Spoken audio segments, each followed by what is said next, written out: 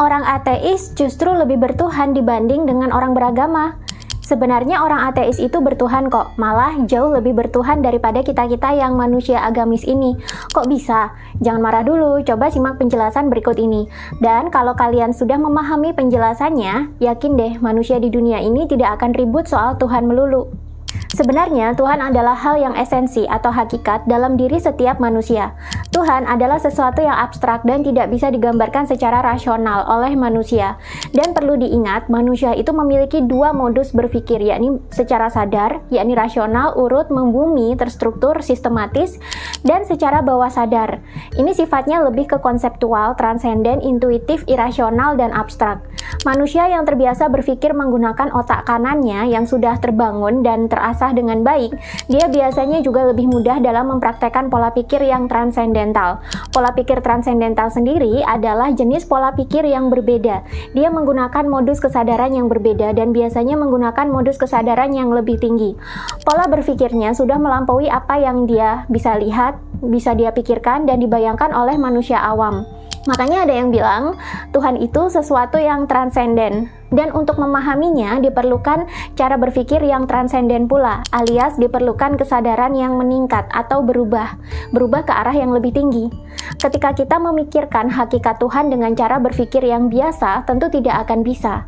Tuhan justru akan menjadi sesuatu yang mempribadi. Itulah kenapa banyak agama yang menggambarkan Tuhan dengan beragam sebutan dan memiliki kepribadian atau identitas, seperti Allah, Yahweh, Bapa, Trimurti, Sang Hyang Widi, Tao, dan masih banyak lagi. Bahkan ada juga yang sampai Tuhan itu memiliki bentuk atau sosok. Ini karena Tuhan memang sesuatu yang tak bisa digambarkan melalui pikiran sadar atau rasional manusia. Namun pengetahuan tentang Tuhan sudah diajarkan sejak dini kepada manusia yang kemampuan otaknya belum berkembang optimal. Agar mudah dipahami dalam otak anak kecil dan manusia yang belum berkembang kecerdasannya, maka Tuhan pun didefinisikan sebagai sesuatu yang memiliki nama, identitas, kepribadian atau sifat-sifat, bahkan memiliki sosok. Ini karena di awal pertumbuhan memang yang berkembang duluan adalah pikiran rasional atau otak kiri manusia. Dan otak kiri itu hanya bisa menerima sesuatu yang sifatnya realistis atau membumi, yang identik dengan bentuk yang nyata, yang bisa diindrakan dan dipikirkan secara sistematis. Tapi meskipun kita sudah berpikir menggunakan pola pikir yang transenden sekalipun, tetap saja definisi Tuhan itu tidak bisa kita gambarkan dengan tepat. Karena Tuhan pada hakikatnya memang tak tergambarkan dan tak terbayangkan. Ia adalah hakikat yang tak terjangkau oleh kesadaran manusia bumi. Karena itu dalam spiritual Jawa, Tuhan disebut juga sebagai Gusti Tan Keno Kinoyo Ngopo Tan Keno Kiniro, alias Tuhan itu tidak bisa digambarkan dan tidak bisa dibayangkan sekeras apapun manusia berusaha. Tapi lucunya, justru orang-orang yang ateis dan agnostik ini malah banyak loh yang pemikirannya sampai ke sini. Sedangkan orang yang beragama hanya sedikit yang pemikirannya sampai ke sini. Loh, kok bisa gitu ya? Orang ateis berpikir Tuhan itu tidak ada, karena sekeras apapun dia mencari Tuhan, maka tidak akan ketemu. Karena memang Tuhan adalah suatu konsep yang tidak terjamah oleh pemikiran manusia. Orang ateis sudah tidak lagi menerima kalau Tuhan itu mewujud atau mempribadi, seperti Allahnya orang Islam, Bapaknya orang Kristen, Yahwehnya orang Yahudi, Taonya orang Taoisme, dan Trimurtinya orang Hindu. Kesadaran orang-orang ateis sudah mulai berpikir bahwa Tuhan bukanlah sesuatu yang disosokkan oleh agama-agama tersebut, apalagi sampai diperdebatkan Tuhan mana yang benar. Apalagi sampai dipakai alasan untuk berperang atau membunuh orang lain demi membela Tuhannya yang dianggap paling benar. Tuhan yang bersosok itu tidak ada dalam pikiran orang-orang ateis. Karenanya, mereka menolak beragam Tuhan yang bersosok tersebut dan menolak untuk mengakuinya. Orang-orang ateis memilih untuk tidak mengakui bahwa Tuhan adalah sosok-sosok tersebut dan memilih untuk tidak peduli atau tidak melekat pada sosok-sosok tersebut. Tapi sebenarnya, jauh di dalam batinnya, orang ateis dan orang-orang agnostik itu sebenarnya mereka menyadari loh, kalau ada sesuatu yang esensi, yang hadir di balik semua materi, yang menjadi cikal bakal dari keteraturan alam semesta dan merupakan sumber dari segalanya, termasuk sumber energi dan asal mula dari semuanya. Saya pernah ngobrol dengan teman yang ateis dan agnostik. Di orang ateis, mereka memang menolak Tuhan yang bermacam-macam itu, yang disebut dengan Yahweh, Allah, Trimurti, dan sebagainya. Mereka sudah tidak mengakui itu, tapi mereka juga memiliki kesadaran ada sesuatu di balik semesta ini yang mengatur agar semuanya bisa berjalan dengan teratur. Tapi dia sendiri tidak mampu mendefinisikan itu apa karena sangat abstrak. Nah, bagi orang yang ateis, sesuatu yang abstrak, esensi, dan tidak tergambarkan ini akhirnya mereka sering sebut dengan istilah universe atau semesta. Dan itu berasal dari kesadaran batin mereka sendiri yang merupakan hasil pencarian mereka, bukan dari doktrin yang ditanamkan agama atau orang tua sejak kecil. Kebanyakan kesadaran ini hadir setelah melalui proses pencarian yang panjang. Lalu bagaimana dengan orang agnostik? Di orang agnostik, mereka tidak mau mengakui Tuhan yang spesifik dari agama tertentu. Mereka juga tidak mau melekat kepada agama tertentu untuk dianut. Tapi mereka menyadari bahwa Tuhan itu sebenarnya satu dan tidak terikat oleh agama apapun. Dan mereka juga menyadari bahwa Tuhan itu sesuatu yang abstrak, meliputi segalanya walaupun bukanlah wujud apapun dan esensial, serta tidak dapat digambarkan oleh manusia. Lucunya, definisi orang agnostik dan orang ateis ini adalah definisi hakikat dari Tuhan itu sendiri. Ini adalah definisi Tuhan secara hakikat, yang esensinya, yang konsepnya, yang menjadi inti tauhid dari seluruh agama yang ada di dunia ini, yang menjadi spiritualitas setiap agama, yang tak tergambarkan oleh pikiran manusia, namun esa atau tunggal, dan meliputi segala yang ada di alam semesta ini. Bahkan di dalam diri manusia pun terdapat Tuhan, walaupun secara hakikat atau esensi. Itulah kenapa di beberapa agama diajarkan bahwa Tuhan juga adalah Nur Allah atau Nur Muhammad yang menjadi ruh atau esensi manusia dalam diri. Agama lain ada yang menyebutnya Atman, ada juga yang menyebutnya Inner Light, The Light, Higher Self, Roh Kudus, dan masih banyak lagi. Jadi, Tuhan adalah konsep abstrak yang sebenarnya sudah ada di dalam diri masing-masing manusia. Sejak dulu itu sudah ada, karena manusia disebut juga sebagai makhluk spiritual. Cuma bedanya, ada yang sadar, ada yang tidak. Agama-agama mengajarkan Tuhan sebagai sebuah sosok yang bernama, memiliki sifat dan kepribadian, memiliki identitas, bahkan berwujud. Itu sebenarnya tujuannya agar mudah dikenali oleh manusia sejak dini. Sebab kesadaran manusia itu membutuhkan proses untuk memahami sesuatu yang irasional dan transendental, seperti memahami hakikat Tuhan contohnya. Dan anak kecil yang berkembang duluan adalah pikiran rasionalnya, dan pikiran rasional ini membutuhkan sosok serta nama atau identitas untuk dikenali. Sehingga agama pun memberikan nama, kepribadian, identitas, bahkan sosok untuk Tuhan agar bisa dikenali manusia sejak kecil. Namun yang sampai ke tahap pencarian Tuhan, bahkan sampai mengenali dan menyadari hakikat Tuhan, tidak semuanya bisa ke arah situ. Kebanyakan manusia mengenali Tuhan itu hanyalah sebatas doktrin, nama, dan sosok saja, tidak sampai ke hakikatnya. Nah, lucunya ketika manusia memulai pencarian akan Tuhan dan level kesadarannya itu terus mengalami peningkatan, maka manusia di suatu titik tertentu akan mengalami Tuhan dan melepaskannya. Di satu sisi, manusia akan melepaskan diri dari kemelekatan akan Tuhan. Manusia jadi tidak peduli lagi tentang Tuhan dan tidak lagi meributkan soal salah dan benar tentang Tuhan. Ini seolah-olah manusia yang menapaki proses spiritual suatu saat akan menjadi ateis atau agnostik. Bahkan mungkin ada di antara kalian yang sudah mengalami kebangkitan spiritual dan terus berproses meningkatkan kesadaran dan spiritualitasnya. Kini ada yang sudah sampai ke tahap tersebut. Apakah itu sesuatu yang wajar ataukah anomali yang harus kita antisipasi? Ternyata fenomena ini secara psikologis ada penjelasannya. Peristiwa ini dijelaskan dengan baik oleh Dr. David Hawkins dalam bukunya yang berjudul Force versus Power berikut ini. Bagaimana penjelasannya? Kalian bisa baca selengkapnya di buku ini.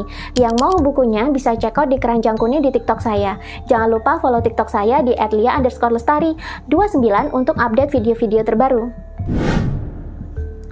Apakah benar kita harus jadi ateis dulu supaya bisa kenal dengan Tuhan? Tuhan itu sebenarnya dialami langsung. Untuk bisa mengalaminya, itu ternyata tergantung dari kondisi kesadaran kita. Dan kesadaran kita ternyata bisa kita cek levelnya melalui Map of Consciousness atau skala kesadaran manusia berikut ini yang sudah dipetakan oleh Dr. David Hawkins dan dijelaskan secara rinci dalam bukunya Force versus Power. Untuk bisa mengalami Tuhan, maka diperlukan level kesadaran yang tinggi. Level kesadaran manusia itu bisa dilihat dari kondisi emosi sehari-hari yang ia rasakan. Semakin tinggi level kesadaran manusia, maka emosinya juga semakin luhur. Otomatis level energinya juga meningkat dan vibrasi manusia semakin tinggi. Manusia semakin memancarkan energi kemana-mana. Sebaliknya, semakin rendah level kesadaran manusia, maka emosi sehari-hari yang ia rasakan juga makin buruk atau negatif. Dan otomatis level energinya menurun dan vibrasinya juga rendah. Ternyata makin tinggi level kesadaran manusia, maka makin kompleks dan makin universal pengalamannya akan Tuhan. Sebaliknya, makin rendah level kesadarannya, maka konsep diri terhadap Tuhan juga makin doktrinal, dogmatis, dan sempit. Jika kita melihat ke dalam skala kesadaran Hawkins berikut ini, maka level kesadaran manusia bisa dibagi menjadi dua modus besar, yakni level force atau kesadaran yang rendah dan level power atau kesadaran yang tinggi. Orang yang belajar agama belum tentu bisa mengalami dan menyadari Tuhan. Jika beragamanya masih dalam kondisi level kesadaran yang rendah atau force, maka Tuhan yang dipahami adalah Tuhan yang maknanya sempit dan serba doktrin. Jadinya manusia bakalan berantem melulu soal agama mana yang paling benar, Tuhan mana yang paling benar, merasa paling dekat dengan Tuhan, paling suci, dan paling membela Tuhan atau agama. Pemahaman agamanya otomatis juga serba doktrinal dan dogmatis. Nah, kalau kita lihat konflik-konflik agama itu banyak terjadi jika kesadaran umatnya masih rendah, dan biasanya umatnya juga didominasi oleh emosi-emosi negatif dalam kesehariannya, seperti mudah marah, mudah ketakutan, berpikiran sempit, dan mengalami kemelekatan yang sangat kuat terhadap agama. Ini disebut juga sebagai level 3D. Sedangkan kalau manusia beragama namun dengan memiliki bekal tingkat kesadaran yang tinggi, maka manusia bisa lebih luas dalam mengalami dan menyadari Tuhan. Agama yang dianut dan dipahami pun lebih ke arah akal sehat, hati nurani, dan spiritualitas. Ini bisa dilihat lagi dalam skala kesadaran manusia berikut ini yang lagi-lagi dijelaskan secara gamblang dalam buku Power versus Force ini. Nah, orang yang spiritual, orang yang mendalami tasawuf, apalagi jika sudah sampai ke tahap hakikat atau makrifat, atau orang yang mendalami mistisisme agama, mereka biasanya memiliki tingkat kesadaran yang tinggi, yakni di level 5D ke atas. Orang yang kesadarannya tinggi, seperti contohnya orang yang kesadarannya terkalibrasi di level energi 200 ke atas, selain kesadarannya ini didominasi oleh emosi-emosi yang luhur dan positif, secara alami manusia akan memandang dan menyadari Tuhan itu sebagai entitas yang positif juga. Manusia akan memandang Tuhan sebagai sosok yang maha memampukan, maha tahu, maha pengasih dan maha penyayang, maha bijaksana, dan penuh cinta. Bahkan di orang yang sudah berada di level spiritual paradigma kesadarannya, secara alami manusia akan mengalami dan menyadari Tuhan sebagai sesuatu yang Maha Esa atau satu dan manunggal. Tuhan berada di mana-mana, berada di seluruh ciptaannya. Bahkan bagi orang yang sudah tercerahkan, ia akan menyadari bahwa Tuhan itu adalah dirinya atau dirinya berada di dalam Tuhan. Ini mirip seperti ucapan Yesus Kristus bahwa Yesus Kristus adalah firman Allah yang hidup dalam kekristenan. Ini bukan berarti manusia lantas menjadi Tuhan dan bisa berbuat seenaknya. Namun manusia yang tercerahkan adalah manusia yang sadar bahwa apapun yang ada di dalam pikiran, perilaku, dan tindakannya adalah sudah berdasarkan pada firman Tuhan yang mempribadi dalam dirinya. Yesus Kristus adalah salah satu contoh manusia yang tercerahkan. Tapi, jika ini dipahami oleh orang-orang yang berkesadaran rendah atau kesadaran 3D, tentu kalimat ini sering jadi salah kaprah, dan inilah yang menjadi bahan perdebatan dengan umat antar agama selama ini. Karena yang memperdebatkan adalah mereka-mereka yang level kesadarannya belum sampai ke tahap ini. Mereka yang biasanya memperdebatkan ajaran agama umat lain adalah mereka-mereka yang level kesadarannya masih rendah, sehingga tidak mampu mencerap makna spiritualitas setiap agama yang pada dasarnya sama saja. Hanya berbeda-beda saja secara istilah dan budaya. Nah, di orang yang level kesadarannya rendah, yang terkalibrasi di angka di bawah 200 dalam peta kesadaran Hawkins ini, Tuhan akan dipahami sebagai sesuatu yang terpisah dari ciptaannya. Dan Tuhan dipahami sebatas doktrin dan dogma belaka. Tuhan juga bahkan bisa dipahami sebagai entitas yang negatif dan kejam. Contohnya, pada orang yang sedang depresi, Tuhan akan dipahami sebagai sosok yang maha pemarah, maha pendendam, dan maha penghukum. Semakin rendah level kesadaran manusia, maka manusia semakin tidak memahami Tuhan. Kalaupun dipahami, kesadarannya sulit menerima kepribadian Tuhan dalam makna-makna yang positif. Jadi di mata dia, Tuhan bisa lebih kejam dan lebih brutal dibandingkan setan. Bahkan ada yang saking depresinya, dia sampai tidak mau mengenali Tuhan lagi, karena bagi orang depresi, Tuhan itu tidak berdaya membantu dirinya yang sedang terluka. Tuhan itu tidak berdaya mengangkat kehidupannya yang sedang terpuruk menjadi sembuh dan membaik. Akhirnya, daripada capek-capek bertuhan, maka dihilangkanlah sekalian konsep Tuhan di dalam dirinya. Tapi lucunya, ketika kalian mengalami kebangkitan spiritual dan mulai mengalami transformasi kesadaran, di suatu titik, ketika level kesadaran kalian sudah tinggi, justru kalian akan melepaskan kemelekatan terhadap Tuhan itu sendiri. Seolah-olah kalian menjadi seperti orang ateis atau agnostik. Ini bukan berarti kalian depresi lagi loh ya, tapi ini ternyata sudah merupakan proses yang manusiawi dan sudah diriset. Sebelum manusia mengalami pencerahan atau ketika manusia mulai mengalami transfigurasi ke arah pencerahan, manusia akan melepaskan diri dari segala kemelekatan, termasuk kemelekatan terhadap Tuhan itu sendiri. Manusia jadi paham untuk menyelami dan menyadari Tuhan, maka hanya bisa didapat dalam kesendirian atau kesunyian atau suwung. Awalnya, ketika suwung pertama kali dirasakan, manusia merasakan limpahan cahaya dan tercerahkan. Level emosinya naik menjadi semakin positif. Ia mulai merasakan kemanunggalan atau penyatuan universal dengan Tuhan. Seolah-olah antara dirinya dan Tuhan itu tidak ada sekat pemisah lagi.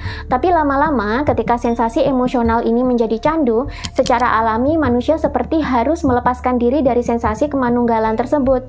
Manusia jadi tak lagi peduli Tuhan ada di mana, Tuhan sedang apa, dan tak lagi peduli apakah ia masih menyatu dengan Tuhan atau tidak. Manusia juga mulai melepaskan diri dari ketakutan akan kesendirian. Banyak manusia yang takut dengan kesendirian atau kesunyian. Tapi setelah manusia mengalami Tuhan atau tercerahkan, manusia jadi tak lagi takut dengan kesendirian. Apalagi setelah manusia melepaskan diri dari kemelekatan akan Tuhan, manusia justru semakin bisa merasakan medan nol atau kesuwungan atau kesendirian atau kesunyian di mana-mana. Justru disinilah jati diri manusia semakin terbuka dan kebahagiaan serta kedamaian sejati semakin meliputi keseharian manusia. Jadi, apakah benar untuk mengenali Tuhan itu kita harus melewati fase menjadi ateis dulu? Menurut kalian, apakah kalian setuju dengan riset dari Dr. David Hawkins berikut ini?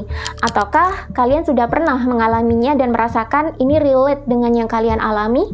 Buat kalian yang mau buku Force versus Power ini, jangan lupa untuk check out bukunya di Keranjang Kuning di TikTok.